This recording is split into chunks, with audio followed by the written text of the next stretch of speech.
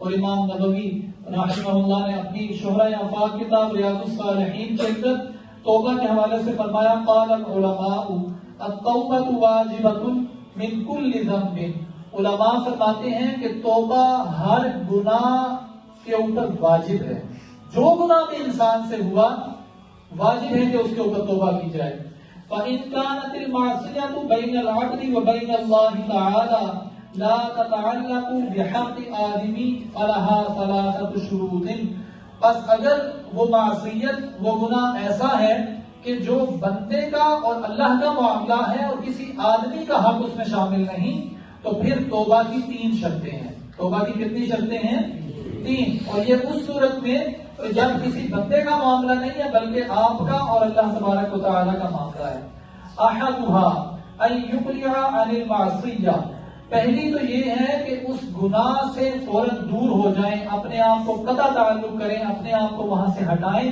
اس گناہ جس کے اندر آپ مبتلا ہوئے تھے اس سے اپنے آپ کو پاک کریں. یہ پہلی شرط ہے.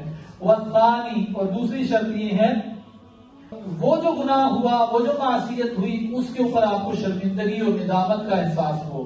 یہ دوسری شرط ہے. والثالث ان يعزم الا يعود اليها ابدا. اور تیسری شرط یہ ہے کہ اس بات کا پکا عزم کرے، ارادہ کرے کہ زندگی بھر دوبارہ یہ برا کام نہیں کروں گا. یہ 3 شرطیں ہیں. امام نبوی رحمہ اللہ نے فرمائی کہ یہ 3 شرطیں ہیں. فَإِن فُقِدَ أَحَدُ الثَّلَاثَةِ.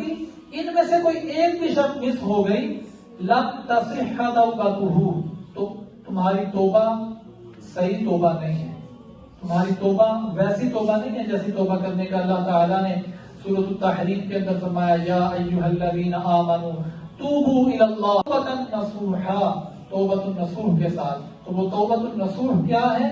اگر بندے کا اور اللہ کا معاملہ ہے، شیطان نے اتنا بے باک کر دیا اور ہمارے دل کو اتنا سخت کر دیا کہ بندہ سوچتا ہے، یعنی کسی کو اگر نصیحت کی جائے تو بعض اوقات ایسا بھی سننے کو مل جاتا ہے کہ یہ میرا اور اللہ کا معاملہ ہے، اللہ تعالیٰ بڑا غفور ہے، بڑا رحیم ہے، وہ بخش دے گا، وہ یقیناً بخشنے والا ہے، وہ یقیناً غفور ہے، یقیناً رحیم ہے.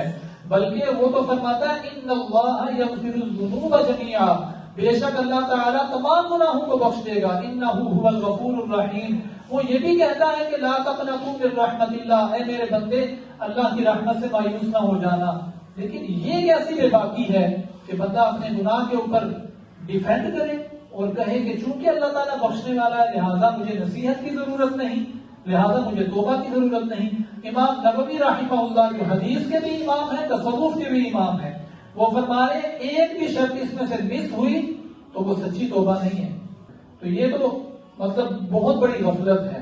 اور اس کے بعد وہ فرماتے ہیں وَإِن كَانَتِ الْمَعْصِيَةُ تَتَعَلَّقُ بِآدَمٍ فَشُرُوطُهَا أَرْبَعَةٌ. اور اگر اس گناہ کا تعلق آدمی کے ساتھ ہے، یعنی کسی دوسرے انسان کے ساتھ ہے، تو اب شرطیں ہو گئی ہیں 4. هَذِهِ الثَّلَاثَةُ. پہلی تو 3 شرطیں وہی ہیں.